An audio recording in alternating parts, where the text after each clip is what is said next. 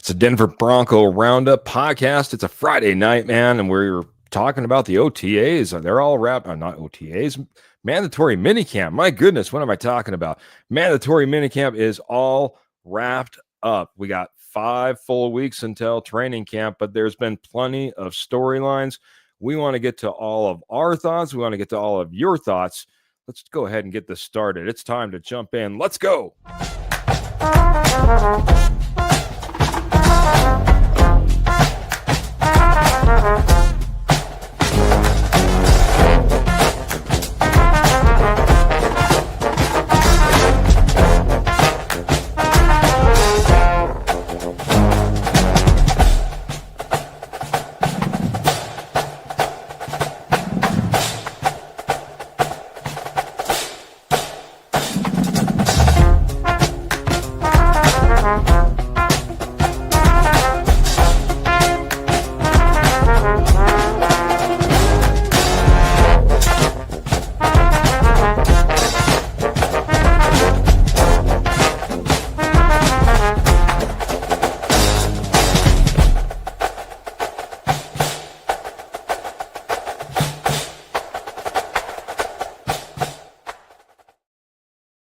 Man, oh man, oh man, it's Friday night. It's the Denver Bronco Roundup podcast. We're talking about a mandatory mini camp wrap up. Now it's all done. Not OTAs, yeah, I guess that wrapped up a couple weeks ago, but man, that mandatory mini camp is all wrapped up. We've seen the guys out there. We've seen them running, working, catching passes, out there running around, man, and we're ready to break down maybe all the storylines that we can think of, all the storylines that you guys have in mind, the questions that you have. But I'm not going to be doing it alone. My name's Keith Brugman. I'm along for the ride, but I got my trusty partner and Mr. Trevor Rocketman Salzman. The lips just aren't working tonight, Trevor. How you doing? Doing well, Keith. I think you need some more coffee in your system for the words to start working right. No, we were just kind of joking backstage about coffee and our love for coffee, because that's what I'm drinking right now, too, at 7:40 p.m. But no, excited to be here with everybody.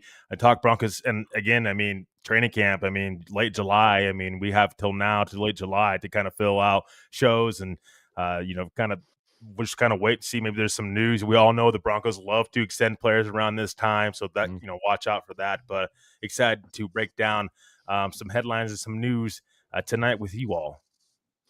Yeah, excited for it as well, man. You say, there's 5 weeks. We'll be looking for some of those headlines and maybe there's some contracts. But, what also is just mind-blowing to me, Trevor, man, is it seems like the season just wrapped.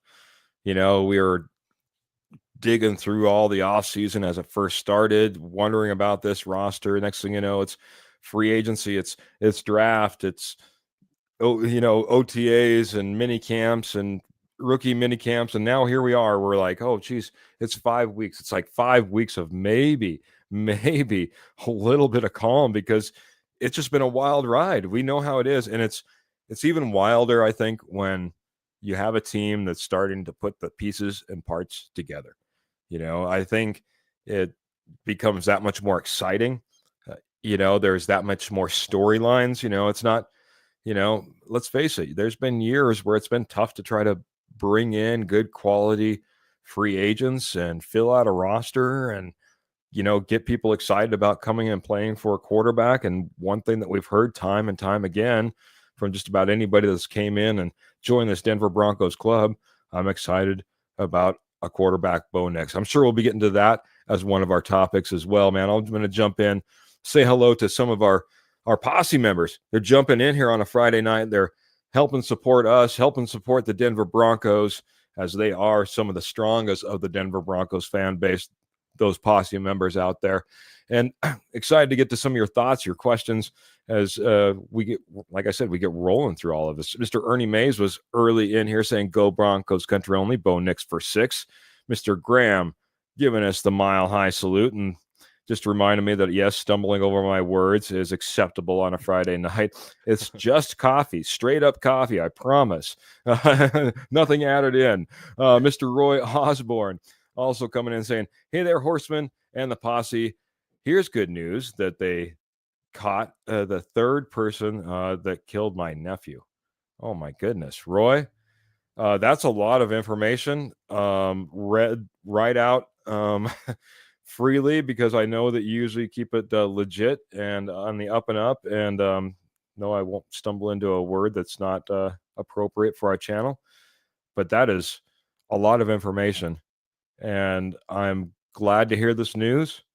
And I'm sorry that you went through all this, man. I had no idea, Roy. So please accept my condolences, and also please accept my celebration in the fact that they have caught the person that perpetrated upon you. And then Mr. Phil coming in saying, "Good evening, Keith and Rocket Man. I got two breakout players, DeAndre Tillman and Brandon Jones. What's yours? No rookies." And I've spoke and talked and let you not say a word long enough. So I'm going to let you take the mic, Rocket Man. Those are a couple of good ones. DeAndre Tillman, he's been turning some heads out there. And Brandon Jones, that's a nice one, buddy. I like that one. It's an interesting one. We'll see where Rocket Man ends up. Take it away. Yeah, first and foremost, Roy, our condolences and prayers are with you and your family. That's terrible what happened to your nephew, and whatever we can do here at Denver Bronco Roundup, we support you and we're 100% behind you. But our thoughts and prayers are out to you and your family for your loss. And it's great news that they caught the person today. And Phil, to answer your question, and also those are really good names, Phil. I mean, Tillman and Brandon Jones. Brandon Jones, I think, with Hufanga, Keith joining this defense, I think Brandon Jones' game can only go up from here if he can stay healthy. But for me, that's tough. Two players. Not rookies. Yeah, not rookies. So that even like levels it up one more step. Phil's not making it easy on us on a Friday night. He's pushing us. He's pushing us here, man. I like it. I like it a lot. Absolutely. Keith, do you have two names top of your head right now? Got two breakout players. I've got one. I'll go one. You take some time to think of one. Hopefully I don't steal the one that's maybe on the tip of your tongue, and then we can go back and forth. My first one is going to be Mr. Troy Franklin. I've heard fantastic things about him taking his next level step this year, knowing his routes, knowing where to be, not making mistakes, looking like he's on schedule with the playbook.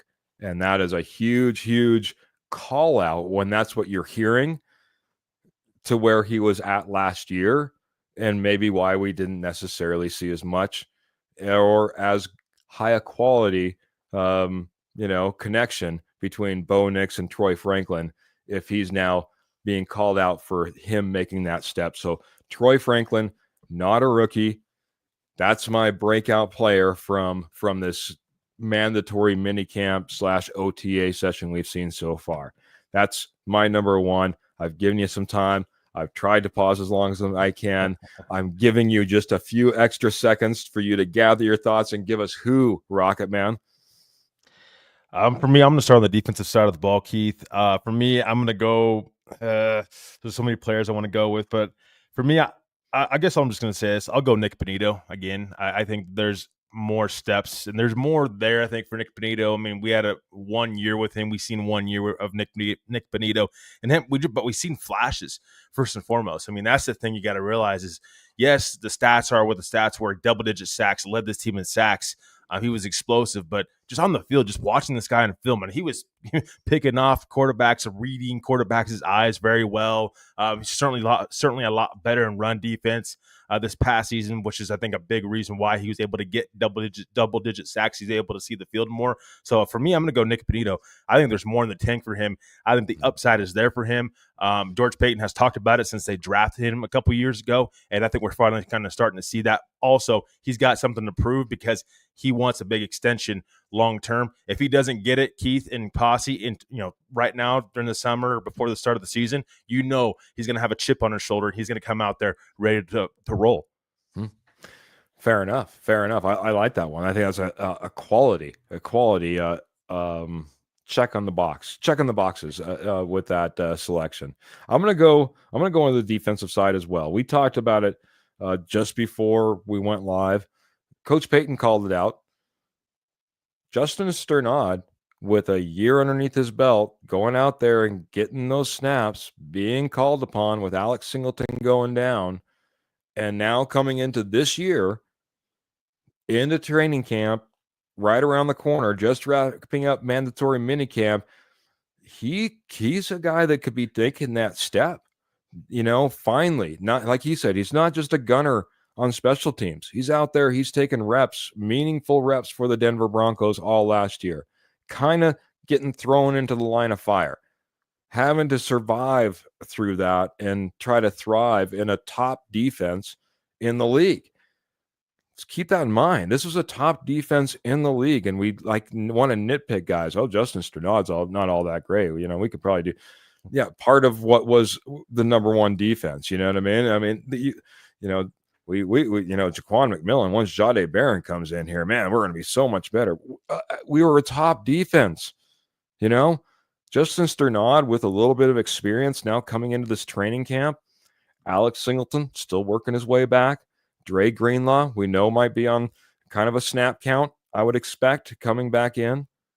Justin Sternad has a chance to take a leap and be somebody. If he starts turning heads out there, looking like a different player, that's going to be my second one. Where are you going now, Trevor? Man, this is a great one. Phil, thanks for the stars and thanks for the great question, man. Yeah, absolutely, Phil. Thank you for the stars and for, again, a great question. Like, as always, Phil brings in great questions, and our posse does such a great job of providing us great questions. For me, I'm going to go Marvin Mims. I'll give Phil one on defense and one on offense. Marvin Mims, I think, there's more in the tank for him. Talk about wide receivers with the most upside, Keith. You mentioned one earlier, in my opinion, Troy Franklin. Marvin Mims, I think, has that upside too. I mean, yes, we know what he can do on special teams. He's a Pro Bowler. He's that kind of guy. He's that guy on special teams. But what is he on offense? We've seen him take a step up this past season. I think there's more left in the tank for Marvin Mims. I mean, you kind of got a taste of what Marvin Mims and a Sean Payton offense will look like. I think you're going to get even more taste of that this next season. You have these other weapons and in this on this offense, but I think Marvin Mims, long term, I think there is potential there, and I think his upside is just higher. I expect to see more from Marvin Mims. I think the Broncos do too. Sean Payton, I think, will continue to utilize him as much, if not more, than he did this past season. What I like in your selections are two guys that if they both improve and they take a leap comparatively to where they're at next year or last year, whew. I mean, Marvin Mims, let's make that leap. All of a sudden, you're a legit wide receiver that's threatening, every single defense, in my opinion. That's what that really comes down to. And then Nick Bonito getting better. Nice selections, man. I like that, man. If those guys take the next leap, I think that means good things for the Denver Broncos. Good things for us. Mr. Michael Ronquillo coming in here saying, good evening, Keith and Trevor, and go Bo Broncos, orange and blue hearts. Mile high salute, and a mile high salute to you with 100 stars coming in, man, helping us just chug along through this off season. I want to get your thoughts and your questions as well. I saw you had some selections in there and I flashed it on the screen, Michael, as far as who you would choose. Zach Allen, I believe, was one, and linebacker Dre Greenlaw, if a rookie is not allowed, he said. So couple of good selections as far as who he thinks he could be a breakout player coming into this training camp time. I was basing a little bit more on what I kind of heard and saw from minicamp, from this mandatory minicamp as well, though. So, it will be interesting to see, once training camp happens, once we start getting into, then we're talking about preseason games, then, exactly what these guys will end up doing and who could be a breakout in the kind of the next step, the next level, because then you're in pads and then you might have a scrimmage with another team and you're playing against a guy with a different helmet. Graham saying, I'd like Dobbins to be a breakout, but I understand that running back by committee aspect, it's unlikely. And he did have 905 yards last year. He was tracking really, really good to begin the season. That's one of the things that was obviously a big storyline from this mandatory minicamp is the addition of J.K. Dobbins, man. We can hit on it really quick, man, but again, what are your thoughts for that running back room? We'll run through it. Where does he slot in this running back room? We won't go through every single guy again, but Yeah. where are you feeling he actually is? He is a 1A? Is he a 1B? Is he a 2? Is he a 3? Where does J.K. Dobbins fit on this? And just speak really quickly, how do you feel about the addition of J.K. Dobbins? I don't know if we really just talked about, do you think it was a good thing? Do you think it's a bad thing with the running backs that we already had in the stable?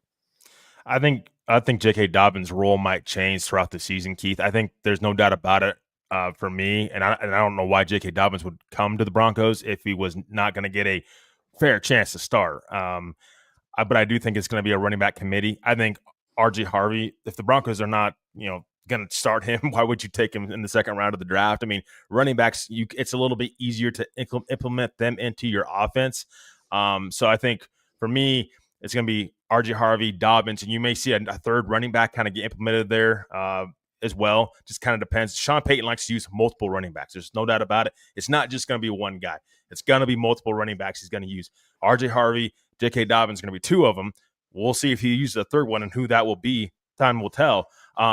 But for me, yeah, I mean, I think J.K. Dobbins, maybe if he starts the season and maybe R.J. Harvey's not quite ready, J.K. Dobbins is a proven veteran, can step in there day one, and he can kind of take over and take some of that load off of R.J. Harvey's shoulders day one. But as the season goes on, I think you want to see R.J. Harvey grow and be your running back, one, and get most of the carries. That's why I say, some of our posse members have Dobbins being a kind of a breakout candidate. Well, what does that mean for R.J. Harvey? If R.J. Harvey, does that mean he's not, living up to expectations or whatnot? So for me, I don't want to see J.K. Dobbins have a breakout season because you want to see what R.J. Harvey can do and you want to see him out there on the field. But I like the J.K. Dobbins addition. I think gives you a veteran in the room, and it's at a cheap contract, Keith. It is. It's really a cheap contract for running back. He's just sitting out there. I think he helps you in pass pro, can kind of do a little bit of everything. Kind of running back that Sean Payton likes. And I think that this is a guy that Sean Payton knows he can trust. One fumble, I think, throughout his whole NFL career so far. Again, health-wise, got to stay on the field. But I think he's a solid running back when healthy.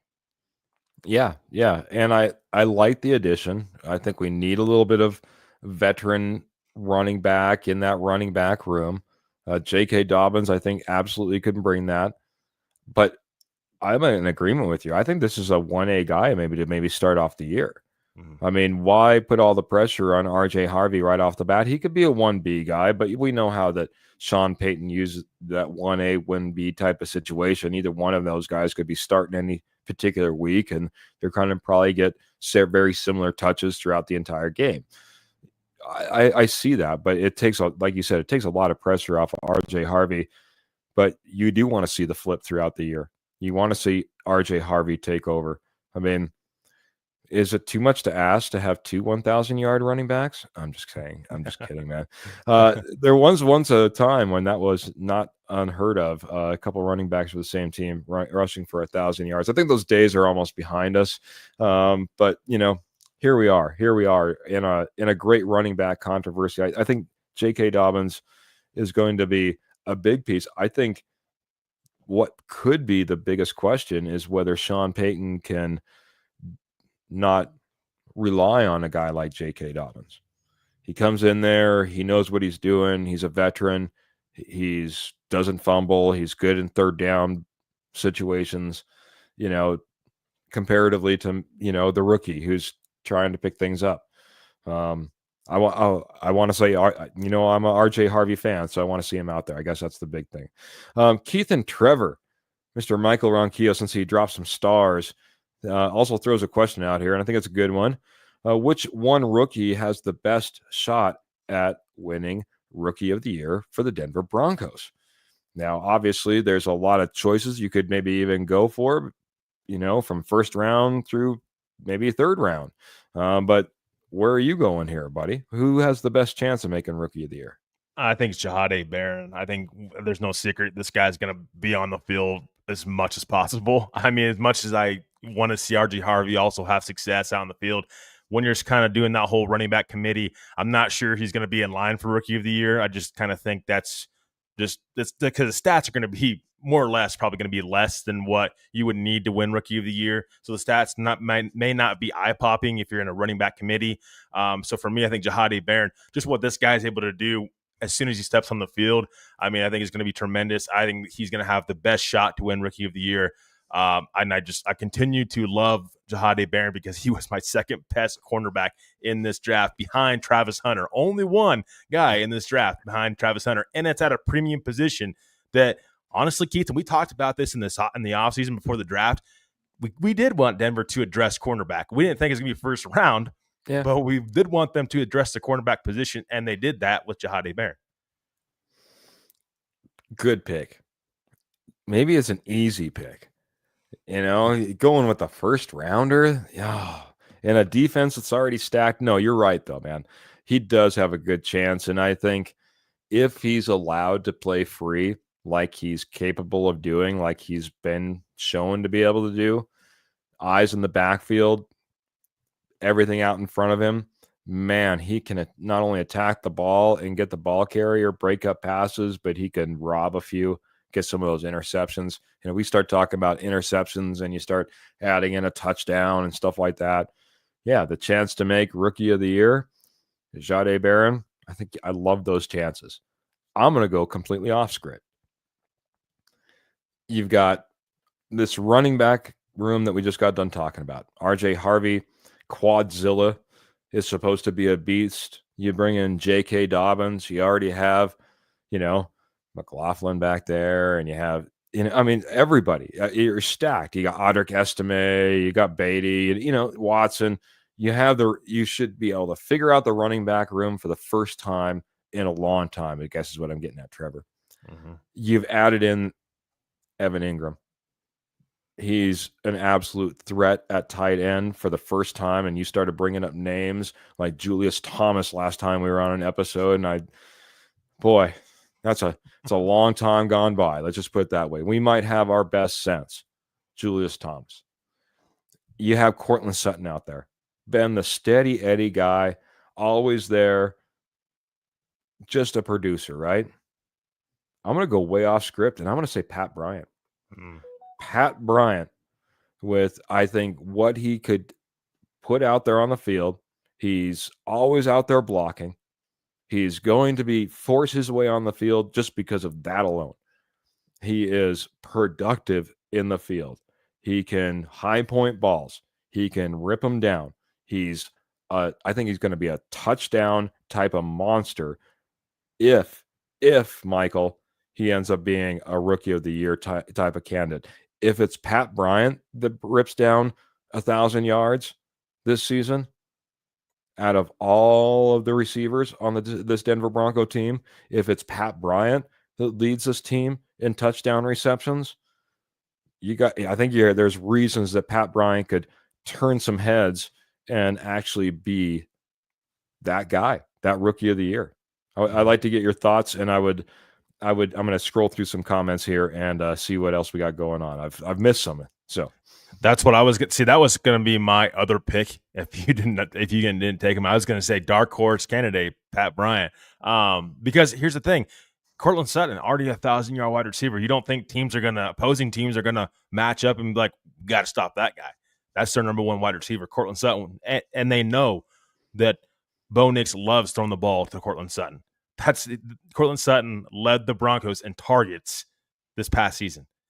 He's got Pat Bryant that's likely going to see a lot of playing time. I mean, this guy is a willing blocker. I think he can catch the ball.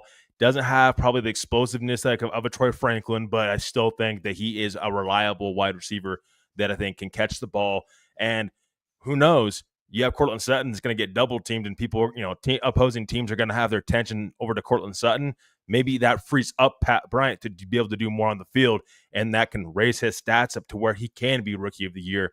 So I think that's a great choice. I like the Pat Bryant choice, possible Rookie of the Year. I think that, he's going to see a good amount of playing time, and I think he has a decent shot. I think he might have the second best shot over RJ Harvey, Keith, honestly. There you go, man. There you have it. Phil has a kind of a split comment, so I'm gonna read it rather than displaying it all. He says, because of Dobbins' health issues, don't you think that they'll limit his number of carries? Do you think that will be a limitation for J.K. Dobbins coming in, that he'll have limited carries, um, much like we've kind of seen guys being protected by Sean Payton in the past? Yeah, I think he'll have limited carries anyways. I mean, I think that he'll be a third down back for you in most cases. Again, I wouldn't be surprised if he did see a little bit more carries to start the season, like we just mentioned, because of RJ Harvey. And you just kind of don't quite know if he's quite ready to take on a full-time role in the NFL, be your starting running back. But I think Dobbins' role will be a third down back. I think he's going to be that Javonte Williams, Keith, and that he's going to play that Javonte Williams role of last season. The thing is with J.K. Dobbins is his vision's a little bit better than Javonte Williams. That's why you're not seeing Javonte Williams back in Denver. But how many times, Keith, did we see Sean Payton go back to Javonte Williams time and time again last season to try to get the running game going, or just try to get something going on offense? He continued to put Javonte Williams out there, even though Javonte Williams' vision wasn't all that great. J.K. Dobbins, I think, can fill that role, that Javonte Williams role, and he has better vision. So I think you're going to get better production if he can stay on the field. Yeah. Yeah, I agree. I was saying hello to Karen as she rolled in here off of YouTube. And she said, I heard Vele is looking really good. Now, that was early reports, because if you also found out a little bit later, there was questions that came up. Devon Vele wasn't present for mandatory minicamp, which gave the Pat Bryant the additional reps that you saw Pat Bryant get in some of the highlights if you were out there perusing those. So we had early Devon Vele looking good and producing out there, and then Devon Vele, which Sean Payton didn't want to hear about it. He was excused from not being there, and that's all he wanted to say about that. We know when our guys have other things going on, and we knew he wasn't going to be here, so don't worry about it. So it's going to be a very, very competitive wide receiver room. We've brought in competition left, right, and otherwise. Pat Bryant certainly didn't minus the mix, I guess you could say. Mm-hmm. Well, and Sean Payton, this is something we've been speaking about for a long time, Keith. He's not stacked this wide receiver room by signing veteran wide receivers. He's stacking this wide receiver room by drafting and developing. That's what Sean Payton did in New Orleans. Michael Thomas, you've seen, even Jimmy Graham, some of these guys that you've seen what were weapons for Drew Brees and that high-power offense were drafted and developed players. That's what Sean Payton loves to do, draft and develop, coach these players up so they can reach their potential. Marcus Colston? Colston. Yeah, another one. Yeah. Yep. Just wanted to make sure I wasn't forgetting. Any news on A.T. Perry? That's one of our horsemen, Jody Moncrief, jumping in here. The news I heard on A.T. Perry, also not at mandatory minicamp, expected to be there at the beginning of training camp or possibly a week later. I guess he's probably getting something cleaned up. Something's happening. I'm not really sure, but wasn't at mandatory minicamp. And Sean Payton's, just the way he worded it most of the time, if you're saying, hey, we expect him maybe a week late, maybe on time for training camp, sounds like he might be getting something cleaned up. And, then once again, another piece into the mix as far as that wide receiver room and decisions to be made. But don't try and count, Trevor. Don't try and count. Don't you dare. That's what Sean Payton has to say. Right now, I'm going to count on our amazing sponsor. Our amazing sponsor is Morgan Trinkets. Morgan Trinkets has been your headquarters for Southwest Jewelry, Southwest Pottery, estate gold wholesale prices for over 34 years. Once a nationwide company, now they're just hanging out in your neck of the woods, northern Colorado, southern Wyoming. They do shows all in that area. If there's a fairgrounds that's putting on a show, probably happening. If there's a gem show that's happening in your area, might be there. If there's a dog show that's happening, well, you'll probably find Pearl, if nothing else, just hanging out there because she loves her dog. So, but you might find Morgan Trinkets as well. If you can't get to any of the amazing shows that Morgan Trinkets are a part of, head on over to Etsy. Type in Morgan Trinkets Co., and there you are, checking out everything she has to offer, including that silver, sterling silver, 100% sterling silver. That's there as well. All orders over $50 shipped absolutely free. All major credit cards are accepted. Check out Morgan Trinkets for all your Southwest jewelry, Southwest pottery, estate gold at wholesale prices. Make sure you get in on that free shipping and all major credit cards being approved. Just type in Morgan Trinkets Co. over on Etsy. Thank you, because you guys have been absolutely amazing supporters of our fantastic sponsor, Morgan Trinkets. Continue to do so. We appreciate it. Boy. I was talking about right before we hit that, don't try and count, man. Don't try and count, but there's a lot of counting that could be done on this roster. One of the breakout players, and I wouldn't mind talking about, that just adds to that mix. We've already heard one in a DeAndre Tillman mention. Then we started talking earlier. Someone else in the comments, I believe it was Michael Ronquillo, said, check out Q Robinson, what he's got going on. We've got Nick Bonito. We've got Jonathan Cooper. We're starting to get some pretty stacked up rooms on this roster. Which room is the most stacked for you, Trevor? I think for me on defense, I would say I'll go offense. I'll give you one on offense, one on defense, Keith. Defense, I think it's cornerback, because I think you've got 5 deep, I would say, right now. I mean, you have PS2, Riley Moss, Jahadi Barron, and I'm forgetting Jaquan McMillan, and then your boy, Damari Mathis, as well in that cornerback room. And I say your boy because Keith loves Damari Mathis. I don't know why, but I mean, that's a good amount of depth in that room, and you got 4 quality cornerbacks that you can kind of move around the field, and you can kind of mix and match with. On offense, for me, I think it's wide receiver. We just talked about it. I mean, you've got a ton of depth in that wide receiver room. We have to see how that's kind of going to transpire. But like we've said, Sean Payton, most of this wide receiver room, he's drafted and developed. Courtland Sutton has obviously been around for a little while, was around before Sean Payton was here. But I think Courtland Sutton has done a great job at buying into what Sean Payton has been preaching. And he's still, I mean, look at, he's still at minicamp right now, and he's got a contract, coming up at the end of the season. At the end of next season, Courtland Sutton's got a contract coming up, and he's still at minicamp. I think that goes to show you just how strong the Broncos culture is with this team. Yeah, I don't blame you going wide receiver room. I mean, it's a stacked room.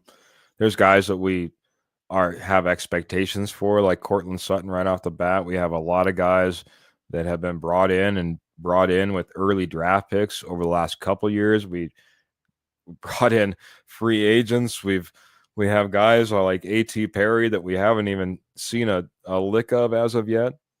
It's going to be interesting to see exactly how that wide receiver room completely plays out. And cornerback, that's a great one as well. Graham, I'll take. Go ahead, buddy. I was going to say, Graham mentioned another one, Chris Abrams Drain, that I just forgot about. I don't know why. It's the first time I forgot his name since he was drafted, I swear. There you go. Because you're all wrapped up with Damari Mathis. Yeah. You too are a fan. All right. For me, I'll take the low-hanging fruit then, that running back room. That's why Sean Payton didn't want anybody counting.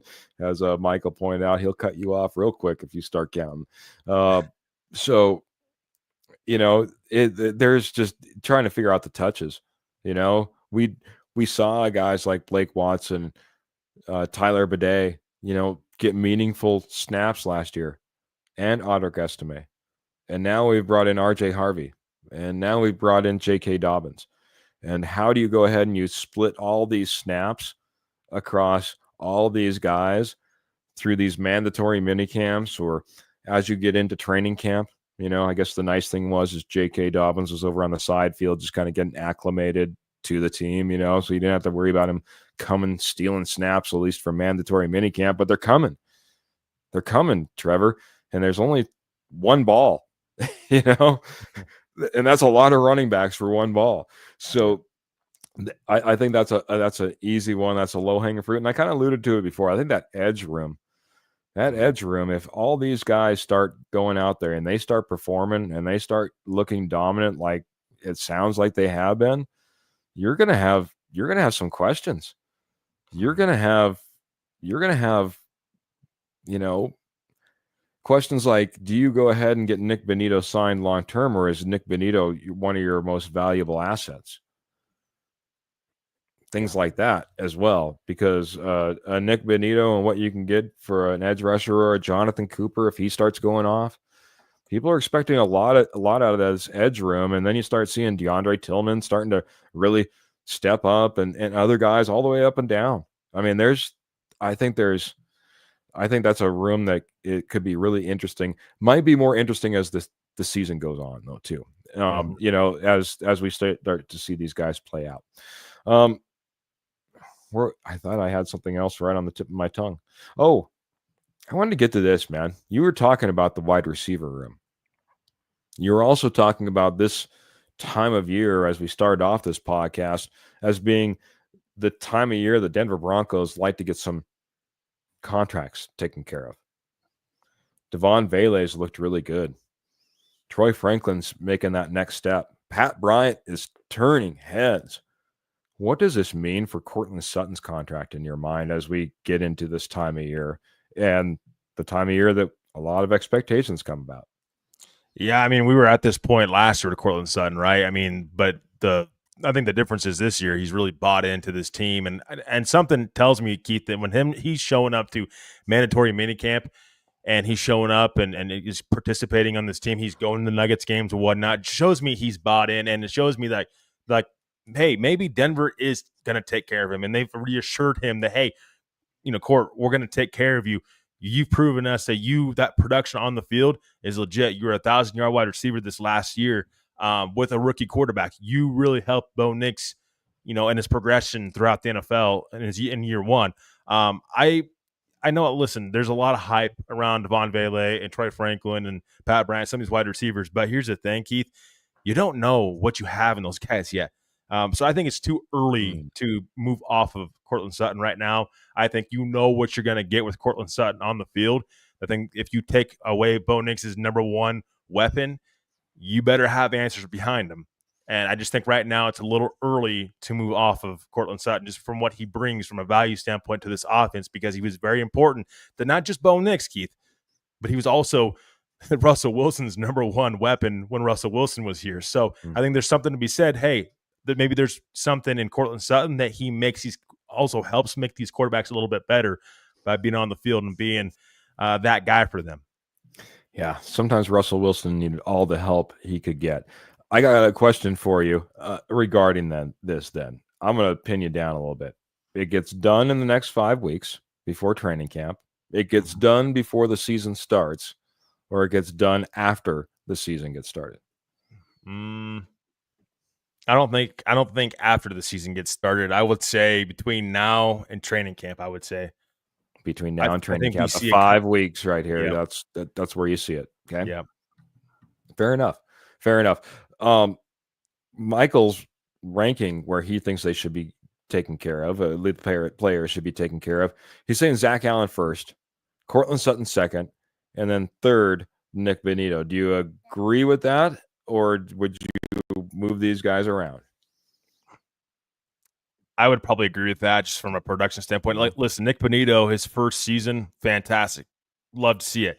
You need to see it more, though. We need to see another season of Nick Bonito being successful, because here's the thing. Remember, Denver locked up Jonathan Cooper during the season, an edge rusher. So I think that, hey, maybe they see how Nick Bonito gets started off to the season, and maybe that will help determine if they're going to sign him long term. I wouldn't be surprised if the Broncos did, end up locking up Nick Bonito before the season started. But I'm saying, from my standpoint, I would probably wait a little bit. I know there's a lot of danger in that because, hey, his price can get higher and higher and higher, but you want to make sure that you're paying, because the price you're going to be paying for Nick Bonito, regardless, is going to be pretty expensive. You want to make sure it's going to be worth your investment. And I think you just want to see a little bit more from him and a little bit of consistency and another season of that, at least in my opinion. Zach Allen, I completely agree with Michael right here. I think he should be your guy to lock up first and foremost. First, it saves you money on the cap as well by extending Zach Allen outright. And then Courtland Sutton, I think, just being Bo Nix's number one weapon, and then you don't know what you have quite yet behind him, I think will help Denver going forward. And maybe Courtland Sutton will end up taking a little bit of a pay cut to stick around in Denver. That's why I'm going to rearrange this list. Mm. I'm going to go ahead and I'm going to go Zach Allen first. Get the guy taken care of. The guy's a beast. He's just an amazing all-in football player all the time. Always thinking about the game. Locked in. Just a football player through and through, and it showed out last year. I think we all saw it. Second, I'm going to put Nick Benito. Right now, Jonathan Cooper is inked up on a nice little contract, and Nick Benito's sitting out there waiting and waiting and waiting. And like you said, it's only going to get more expensive. I think based off of what he did last year, what he's came in and shown what he's done so far, just go ahead. It's not like he came in out, overweight and not capable. It's not like he came in demanding a contract. He's been part of the whole process, right? Go ahead and get the guy taken care of. Courtland Sutton, I know what you're saying. He's been Russell Wilson's and Bo Nix's, go-to guy. But I also see a lot of investment in this wide receiver room. This is the guy that I wouldn't mind pushing out. To answer my own question from earlier, this is the guy that if it ended up being a in-season contract extension, I could see it. Like you said, he's willing to, unless he's willing to take the hometown discount right now, then yeah, just go ahead and get him inked up if he's doing us a big old favor here, Trevor. But if he's wanting to, truly, kind of be paid like he should be paid amongst his peers, I guess you could say, which is a true, fairly big contract, I could see it waiting a little bit of time. I want to see what Devon Vele looks like, and Pat Bryant, but more importantly, guys like Marvin Mims and Troy Franklin that you have a lot of investment in. And at some point, you do have to start thinking about moving on from players as new ones come in. Unfortunately, as much as we all love Courtland Sutton, he's starting to become one of the old men on the roster really, really quick. Really quick. It's I hear when I hear some of these guys saying who was it? I was watching one of the pressers and he said it's weird. It was Garrett Bowles saying it's really weird being the old guy now. It's really weird being the vet. He goes, it seems like it still feels like I'm young and I'm the rookie, but now I'm the old guy here. Mm-hmm. It at some point you got to start also thinking about what replaces your old guy here. And for me, I love Courtland Sutton, but at some point I think that there will be a turning of the page. So that's the one I push out the furthest. Let me ask you this question. I rambled. No, that's fine. Let me ask you this question, though.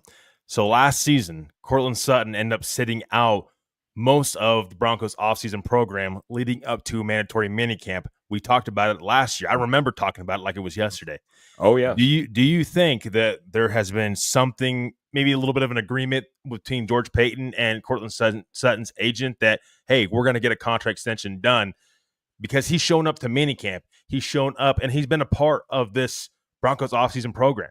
He showed up to Nuggets games with Bo Nix. I mean, we've seen Courtland Sutton kind of out there in the spotlight and acting like there's nothing wrong when, again, he's coming up on a contract extension. So I think that there's something there brewing, Keith. I think there's maybe a little bit of an agreement that they're going to get a contract extension done, because otherwise, why wouldn't Courtland Sutton sit out for most of Denver's offseason program just like he did last season? Yeah, I was trying to think of the devil's advocate. The best I could come up with is I think the competition has become bigger, within that room. Last year maybe not as scary who you're going up against. It wasn't an elite room full of big name talent. Now Mims and Franklin and Pat Bryant looking pretty good as a draft pick and being taken fairly high. I think there's a little bit of pressure there, but you might be right, and I think Michael might be right. If you really started putting all the clues together, like you're part of the, in the mystery machine, picking up all the clues, then yeah, I think you're right. There could be something brewing in the background, and something could be getting done. At least if nothing else, it's like, hey, we've had really good negotiations. I think we're getting somewhere. Let's go ahead and put our best foot forward and our good faith forward, and show up and do all the right things, and we'll be working behind the scenes to do all the right things, right? That's Yes. what makes the most sense. But hey, we've been wrong before, man. I was ready to ship Cortland Sutton out last year, so sorry, everybody. Very true. Hey, you got to own up to it, man. You got to Yeah. own up to it. Last but not least, this could be a topic in and of itself, man. I think it's one that we've almost danced around, not talked about hardly at all. Hmm. But reports left, right, and otherwise has been Bo Nix, year 2, completely different quarterback, more confident in now the huddle, commanding the offense. How you feeling about this, buddy? How you feeling about Bo Nix and the reports? Are you buying it? And if so, what does that translate to for you? You know what I mean? As we head into training camp and eventually the beginning of the season. Yeah, I think for me, and I do buy some of that. I do think that he goes in the huddle with a little bit more confidence. I mean, he's going into year 2, another season under Sean Payton's offense, and under Sean Payton's wing a little bit. I think Bo is very, very smart, very high IQ. He kind of probably took this offseason. Again, this is just kind of me thinking wise. We don't know because Bo is not going to tell us what he does in the offseason per se. But I do think he took some time to reflect and said, hey, what can I get better doing? I think he watched film, and I think he's improving on those kind of things. Again, we got to see it on the field. First and foremost, yes, it's great that we're seeing it in practice, and it's good news so far.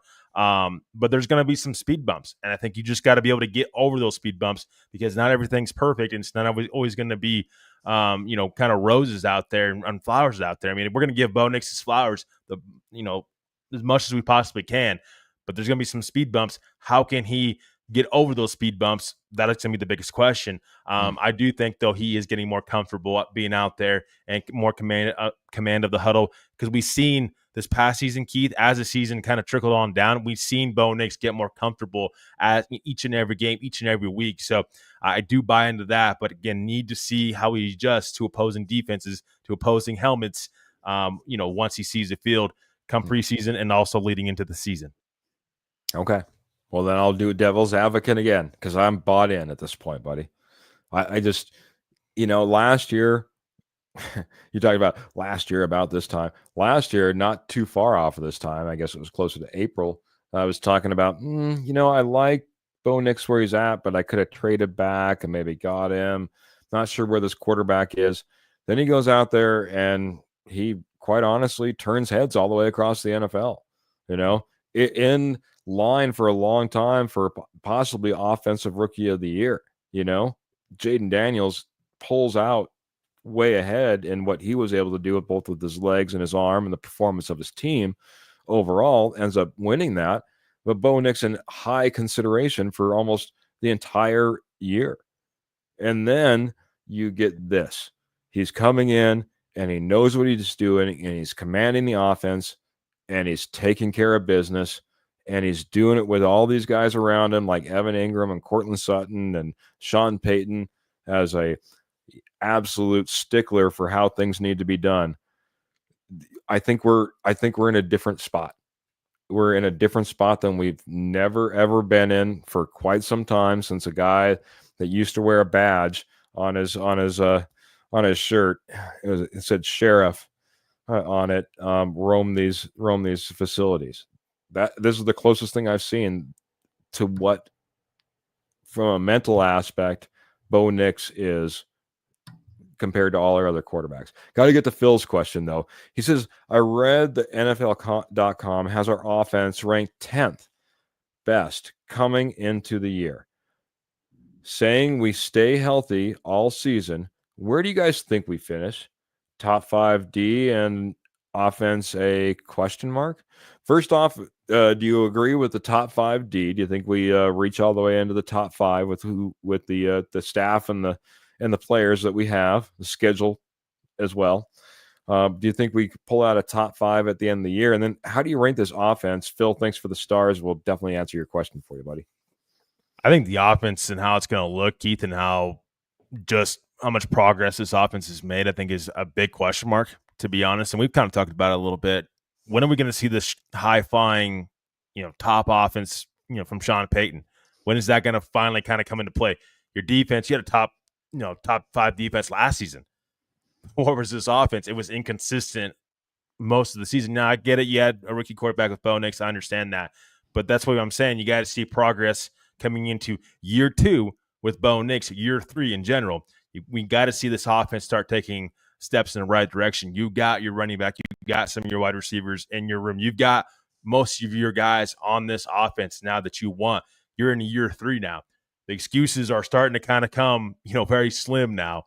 Got to see this offense take a next step in the right direction. So for me, I think top 5 defense, absolutely. I think depends on what category I would say, but like a top 5 in sacks or interceptions and whatnot. But top 5 in general, overall, I do think, I think that there's a good. I think there's a better possibility, at least for me right now, because I got to see how the offense performs. I think there's a better possibility that this team has a top 5 defense than a top 5 offense. Again, that doesn't mean that this team can't be successful, because I think you could have a top 12 offense and still be a competitor and be competitive and still be able to win a couple playoff games this season. Is that where you're setting your line then? You're a top 12 offense? Okay. Yeah, that's what I would say right now. Okay. I'll put numbers to it as well. I'm going to say we end up being the number 7 defense. And I'll kick us up a little bit. I'll give us a top 10. I'll give us a number 9 offense. I mean, this AFC is going to be competitive across the board, and I want our defense to be able to step up and stomp out. I just saw, last time your team put a defensive shutout on the board. Well, for the Denver Broncos, it was last year. We pitched a shutout last year. We want to see more of those, but there's going to be games, man, where you're going to have to put up points, I think, this year. I think there's teams in the AFC that are absolutely going to be able to put up a fireworks show when it comes to offense. And when you're going to go against those teams, there's going to be opportunities there. I think with all the additions and everything at the disposal of Sean Payton, if he plays all his cards right, there's no reason that he can't have a top 10 offense. And you're right. It's time. This is what we hired Sean Payton for. We didn't hire Sean Payton to have healthy players and a top 5 defense and special teams that, is among the best. That's all great. And I'm glad he's changed the culture. And I'm glad that we are in such a better spot as an organization. What I really paid Sean Payton for was an offensive mind that was renowned among all, amongst the league as maybe one of the best ever. Let's see it. It's time. And you're right, man. So I'm gonna force his hand. I'm gonna make him be a top 10 offense. He's got it. He's got everything he needs. Yeah, go make it happen. That's all I got on that. I'm sorry. No, you're absolutely right. I mean, that's just kind of what it is. I think that this defense, I think Sean Payton has done a great job as he hires the right assistant coaches around him. One of those is bringing back Vance Joseph. I mean, not a lot of people were on board with that when he did that. And I think he did a very good job at doing that, bringing back Vance Joseph. Now you have a top 5 defense, in the league, and you get a chance to go back to the playoffs for the first time in a long time. But that final step for me, Keith, and I think you just alluded to it. Got to get that offense going in the right direction, making a good amount of progress, because like we just said, the excuses are starting to run out. So that there's going to be pressure, at least in my opinion. I think that you probably have agreed to this as well. There's a lot of pressure on Sean Payton, I think, from an offensive standpoint, to get this thing right. That's fair. I mean, at some point, you got to start looking and starting putting a little bit of pressure on him. It like I said, it seems like we've praised him for everything but his offense. Yeah. And don't get me wrong, rookie quarterback. Don't get me wrong, Russell Wilson. You know what I mean? Okay, we've got it all sorted now. We've got the quarterback that we handpicked. We went out there and we invested high in wide receivers and running backs. We brought in running backs. We brought in tight ends. You know, we've brought in almost any Sean Payton guy he wanted. You know, it's all sitting there. It's ready to go. Time to go, man. Time to go. Aloha to Mr. Patrick Wiltsey coming in there from over in Hawaii. Training camp coming sooner than you think. And also wondering if anybody was attending camp this year. I check in all the time to see when the tickets will be available because they're going to be so limited this year. I'm going to try my very best to get down there to training camp. I missed out last year and I was devastated. I don't like missing it. I think there's great value in it. All these guys that are coming out and saying, oh, it doesn't really matter. Not until they start really hitting. Not until there's another team with a different helmet across from. I'm telling you, training camp are some battles. When you see these guys going at it, sweat dripping, big time battles, long time in the sun, contested catches, the whole 9 yards. It might not be what it was in 87, but in 2025, it's still a lot of work out there being done. And you can bet if I can be there, I will be there. What do you guys think of the potential trade for tight end from the Steelers, Darnell Washington? Maybe we'll do just this really quick. Really quick. We'll get it. Let's go.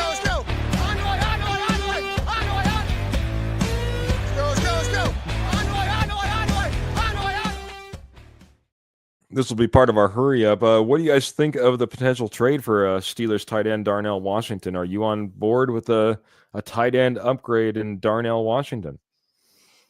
Yeah, I mean, just for me, I don't think so. I mean, I know he's a 6'7", 264. That's the size-wise tight end. But you have Lucas Krull, you have Adam Troutman, you have some of these other guys. Darnell Washington, he really hasn't kind of gotten acclimated in that Steelers offense quite yet. And we'll see if that could be for a number of different reasons. But I think right now Denver probably has tight ends that they're going to go into the season with. Of course, Evan Ingram being that kind of guy that you can move around. But you got to see what you have in Lucas Krull at some point in time too. And this is a guy you kept on the roster when you didn't have to. He's taken up a roster spot this past season. He's taken up a roster spot this season. Of course, he's got to make the 53-man roster, but I think you kind of have a Darnell Washington kind of guy with Lucas Krull.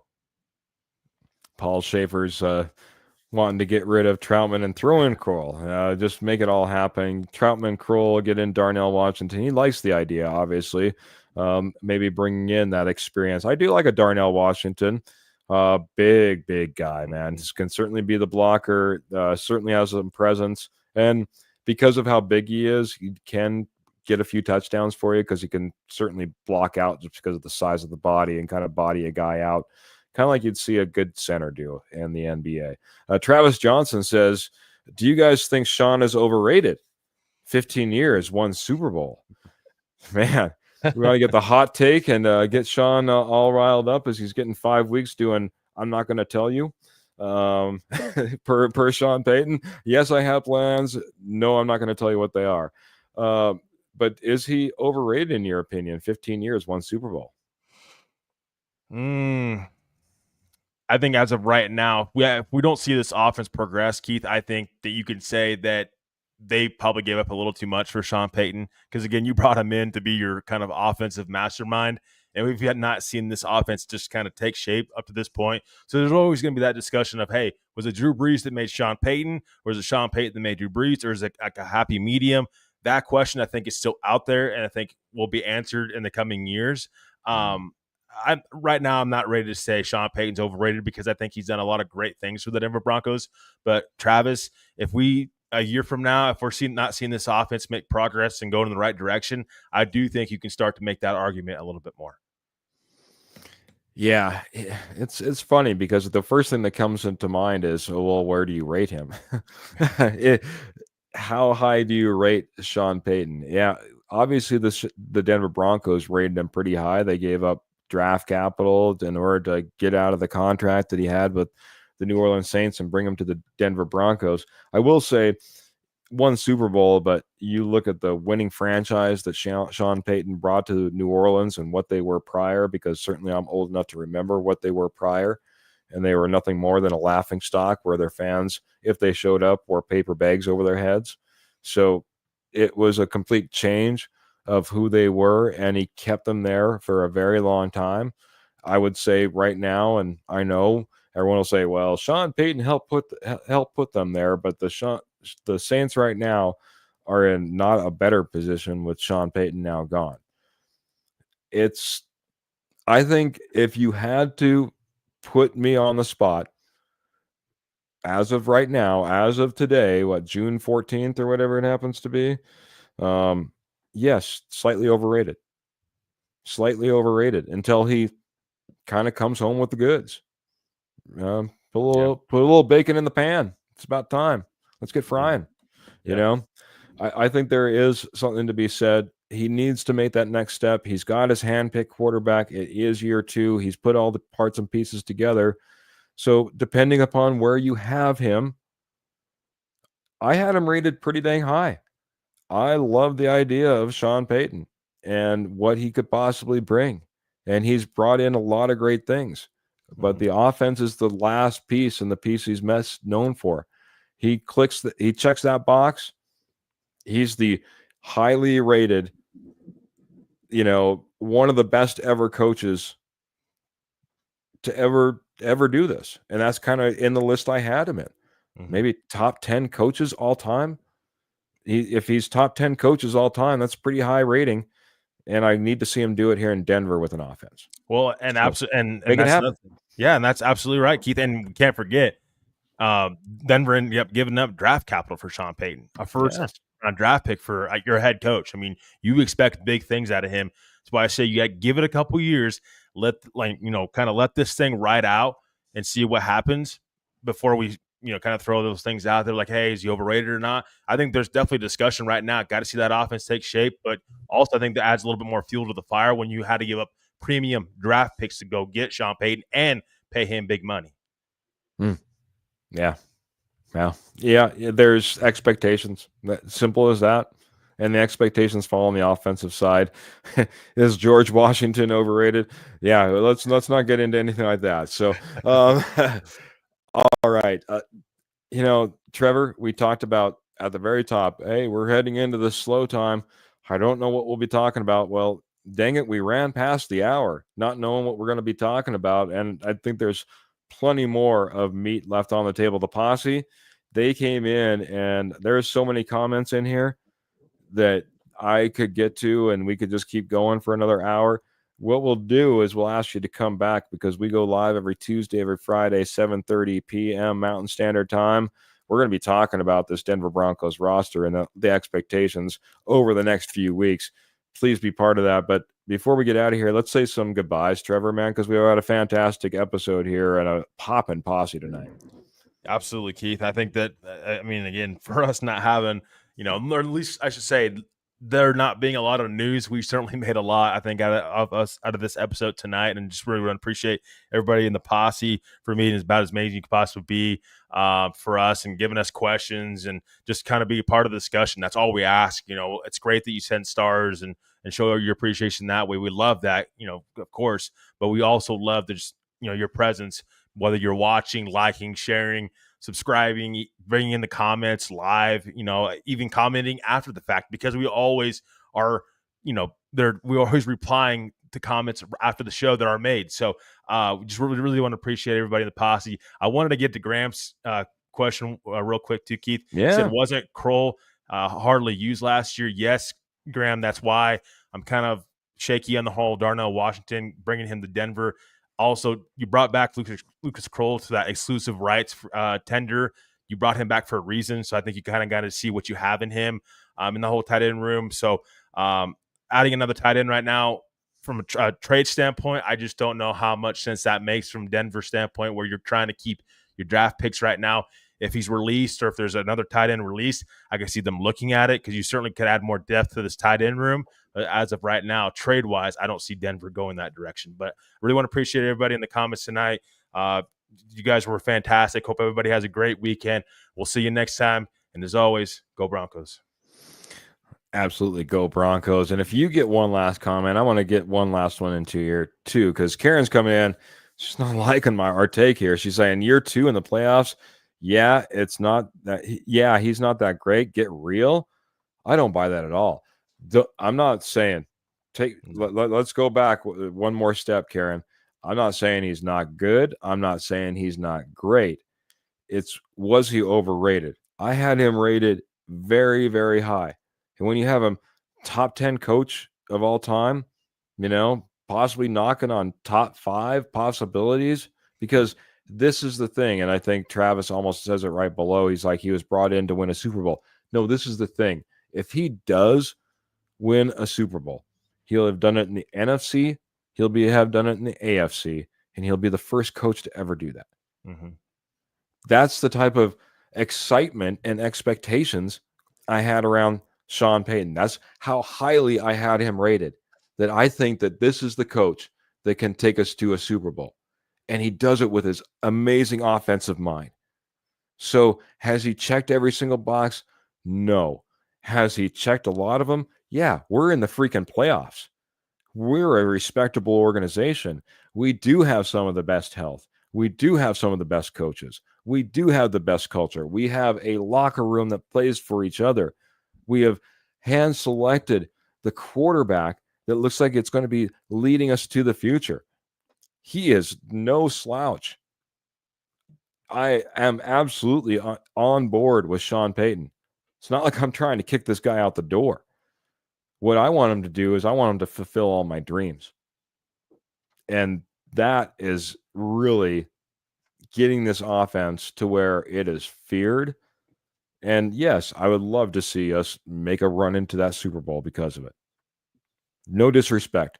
Love, love, love Sean Payton. I just want to see him get there. Now, am I greedy for saying he hasn't hit that and checked that box already? Maybe a little bit.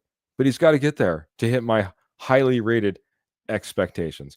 Phil's coming in here, I guess, with 200 stars. Don't you guys think we owe Sean Payton another year? Second-year quarterback and a messed up salary cap. Give him and Bo one more year, 2026, to get to the Super Bowl. Oh, yeah. I'm going to let you chime in on this. We'll go a little extra, and then I'll get my goodbyes in. We'll get out of here. But I think we're in agreement on this. Answer Phil's $100 question here as well. Yeah, absolutely, Phil. I mean, that's absolutely that's what at least we both I think have been saying, is give Sean Payton a little bit more time. Let's see this thing through before you can kind of say, oh, he's overrated or not. I don't think Sean Payton's overrated right now. What we think right now, though, and what we think next year might be completely different. So just got to give this thing time. Got to give him more time with his quarterback, Bo Nix, to kind of see how things kind of transpire. We talk about weapons and kind of trying to see how that all transpires. So you got a lot of young players on this roster. You have to see that whole thing fill out, because Denver did. They invested first and second round draft pick in Sean Payton. They didn't do that for 1 or 2 years. They did that for the long haul, and I think that you're going to see that and see the Denver Broncos give Sean Payton the time he needs to get this team back on track and to eventually win Super Bowls. Yeah, absolutely. I couldn't have added much more. Like I said, just high expectations for the guy, and I have faith that he's going to get there, but I want to see it. I want to see what he was really brought in to do. I think this is going to be a big telltale year. We saw it kind of play through the defense last year. We saw a rookie quarterback do fantastic, but now he's got the running game, the tight end, all the weapons. Go out there and let's see it play, Sean Payton. Let's see it play with all the toys and really put up some excitement from the offense. This is a great one to almost leave on. Karen saying, I'm just saying have faith. I think the Broncos are on the right path. For once in a long time now, I'm along for the ride, says Karen. That almost ties into almost how I'm going to get out of here. But to each and every one of you, thank you so much. The posse, absolutely popping. Can't wait to get back on Tuesday. This got a little bit exciting right here at the end. And I think that's just going to pull right into our next episode. Like I said, live every Tuesday, every Friday, 7:30 p.m. Mountain Standard Time. We're on YouTube. We're on Facebook. We're on Apple Podcast. We're on Spotify. We love having you along for the ride. Posse, you're big, you're strong. When we come riding into town, nothing else like it with all of you behind us. We appreciate you a ton. The reason I say this ties in because we get out of here one way, then one way only. Make sure you keep those boots in the stirrups, your guns in your holsters, and of course, as always, the Denver Broncos right there in your heart. Have faith, Broncos country. Have a great weekend. Happy Father's Day to all you out there, as it was mentioned, and we'll see you again soon.